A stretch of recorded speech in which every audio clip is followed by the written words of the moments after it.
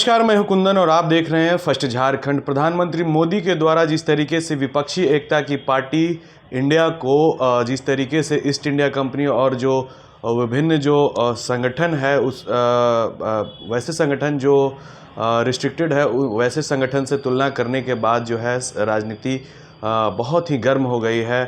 हालांकि हम अभी पहुंचे हैं जेएमएम का पक्ष जानने, चूँकि इस विपक्षी एकता में जेएमएम भी कहीं न कहीं जुड़ी हुई है और जेएमएम का क्या रुख है प्रधानमंत्री मोदी के इस बयान को लेकर जो हम जानना चाहेंगे। हमारे साथ प्रवक्ता जेएमएम मनोज पांडे जी हैं, हम उनसे सीधे तौर पे जुड़ना चाहेंगे। सर, जिस तरीके से विपक्षी एकता की जो पार्टी है इंडिया, उसको लेकर जो तुलना किया गया है, टिप्पणी जो किया गया है प्रधानमंत्री मोदी के द्वारा, उसको आप कैसे देख रहे हैं? उनकी मानसिकता को दर्शाता है। इंडिया के बारे इस तरह की बातें करना, आखिर इंडिया से इतनी नफरत माननीय प्रधानमंत्री को क्यों हो गई? पहले तो इंडिया का नारा दिया करते थे, साइनिंग इंडिया, जीतो इंडिया, खेलो इंडिया, स्टार्टअप इंडिया। उस समय इंडिया का यूज़ क्यों करते थे? आज इंडिया के प्रति नफरत क्यों? और इंडिया शब्द को इंडियन ईस्ट इंडिया कंपनी या इंडियन मुजाहिदीन से जोड़ना, देखिए इन लोगों का बहुत गहरा संबंध है ईस्ट इंडिया कंपनी से। ईस्ट इंडिया कंपनी के द्वारा ही अंग्रेज भारत में घुसे और उन्हीं अंग्रेज़ों की दलाली और चाटुकारिता इनके लोग किया करते थे। ये गोडसे के मानने वाले लोग हैं, हम बापू के मानने वाले लोग हैं। इन्होंने पुलवामा में जो घटना हुआ उसमें जो आरोप लगा कि ये कहीं ना कहीं केंद्र सरकार की अनदेखी या लापरवाही का नतीजा है, कई एक ने तो आरोप लगाया कि ये मिलीभगत है इंडियन मुजाहिदीन के साथ। आज तक कोई गिरफ्तारियां नहीं हुई, कोई खुलासा नहीं हुआ, कहाँ से आरडीएक्स आया, कैसे आया। 40 सैनिकों की शहादत हो गई, तो उस शहादत को भुनाकर राजनीतिक फ़ायदा लेने में कामयाब भी हुए वो।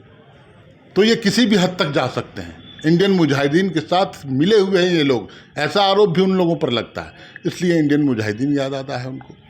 आईएसआई को भारत की धरती पर बुलाने वाले ये लोग हैं। तो ये देशद्रोही लोग हैं। इस तरह की भाषा का इस्तेमाल प्रधानमंत्री के मुंह से किया जाना बहुत ही शर्मनाक है।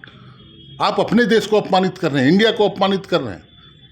इंडिया के प्रति ऐसा नजरिया क्यों? अब वो इंडिया से डर गए हैं, अब वो एनडीए याद आने लगा उनको। 9 साल से एनडीए का कोई बैठक नहीं हुआ।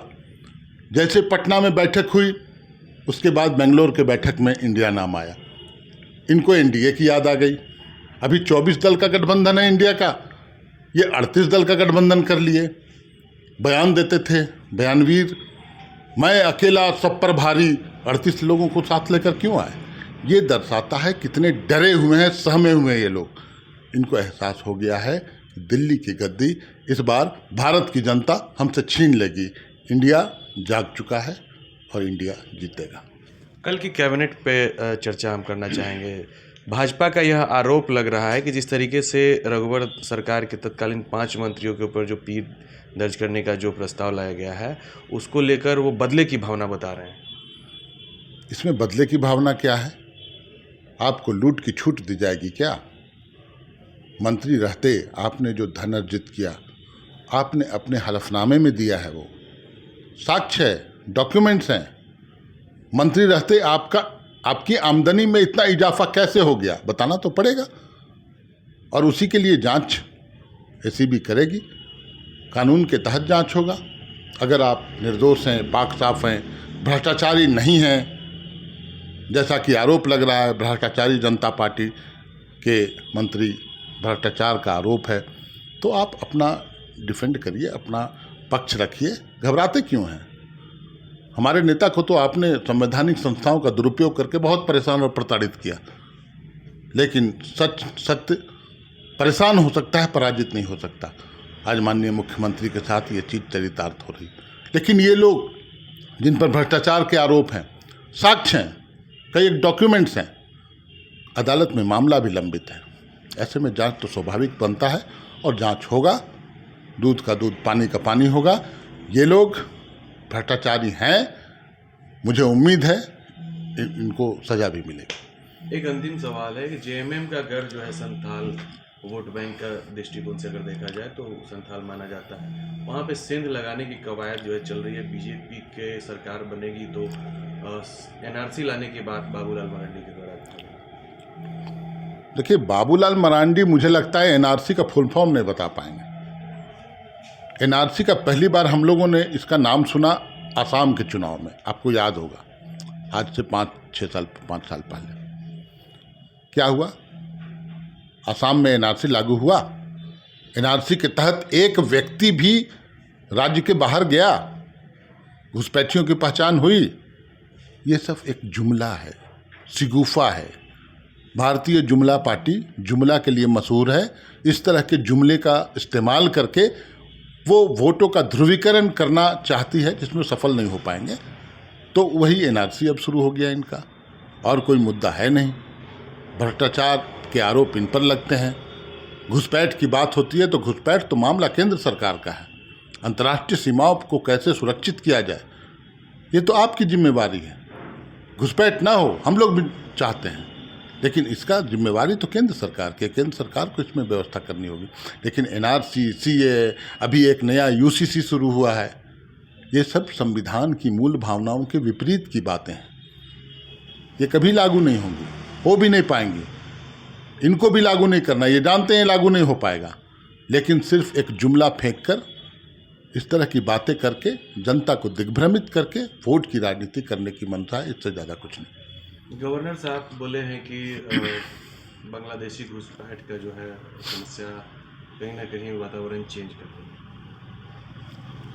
देखिए, बांग्लादेशी घुसपैठ की बात अगर आप उठाते हैं, आप इस विषय को लाते हैं, पहले तो आप अपनी गरिमा का ध्यान नहीं रखते। राज्यपाल का पद एक संवैधानिक पद है, गरिमापूर्ण पद है। उस गरिमा को बरकरार रखिए, हम लोगों का यही सुझाव होगा। भाजपा के लिए एजेंडा तय करने का काम राजभवन से हो, ये लोकतंत्र में उचित नहीं है। जहाँ तक बात है घुसपैठ की, तो घुसपैठ तो अंतर्राष्ट्रीय सीमा से होता है, बांग्लादेश है। उसकी जिम्मेवारी किसकी है? केंद्र सरकार को रोकना चाहिए। इन्फिल्ट्रेशन कैसे होगा? जब केंद्र की एजेंसियां, केंद्र की संस्थानें मजबूत रहेंगी, केंद्र का कानून धरातल पर उतरेगा। ये जिम्मेवारी पूर्णतः केंद्र की है। तो वो निशाना किस पर साध रहे हैं? राज्य सरकार को इंगित कर रहे हैं या केंद्र सरकार को? लेकिन मुझे नहीं लगता है कि इस तरह की बातों का जिक्र राज्यपाल के स्तर पर होना चाहिए। ये दुखद है। निश्चित तौर पे ये मनोज पांडे जी हैं, और कहीं ना कहीं ये प्रधानमंत्री मोदी के ऊपर स्पष्ट शब्दों में कहा है कि जिस तरीके से 9 वर्षों में जो एनडीए की कभी बैठक नहीं हुई है, अब जो है पटना में एक विपक्षी एकता की बैठक होने के बाद जब एनडीए की बैठक होती है, तो ये कहीं ना कहीं जो प्रधानमंत्री मोदी और जो उनके टीम है उनको डर सताने लगी है, भय सताने लगी है। अब देखना यह होगा कि आगे की जो रणनीति होगी बीजेपी की, वो किस तरीके की होगी। चूँकि जिस तरीके से 26 दलों की 26 दल मिलकर और एक इंडिया की स्थापना जो किए हैं, उसको लेकर कहीं ना कहीं एनडीए में भी अब खलबली देखने को मिल रहा है, और बड़े पैमाने पे पार्टियों को जोड़कर और एनडीए का एक मीटिंग भी किया जा चुका है। अधिक अपडेट्स के लिए देखते रहिए फर्स्ट झारखंड। बायोम जो है मेडिकल प्रिपरेशन का एकमात्र संस्थान, जहां है complete digital classrooms, video lectures, student tracking system, library facility and 100% result oriented rankers batch. Biome, Hinoo एवं नगरा टोली, रांची।